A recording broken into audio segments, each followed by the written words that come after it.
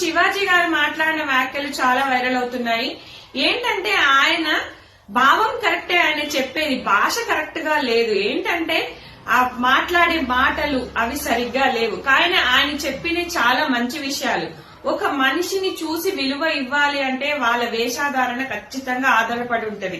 ఇప్పుడు చీర కట్టుకున్న వాళ్లకు, సగం బట్టలు వేసుకున్న వాళ్లకు మీరు ఆలోచించండి. మనం చూసే చూపు మారుతుంది, వాళ్ళని గౌరవించే విధానం కూడా మారుతుంది. ఆయన చెప్పింది అదే.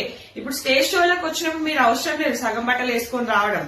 మీరు సినిమాలో చేస్తున్నారంటే మీకు రెమ్యునరేషన్ వస్తుంది, అది మీ వృత్తి కాబట్టి మీరు చేస్తున్నారు. సో ఇక్కడికి ఏంటంటే ఆయన అని చెప్పింది 100% ట్రూయే. కానీ చాలా మంది దాన్ని స్వీకరించారు. స్వేచ్ఛ అంటారు.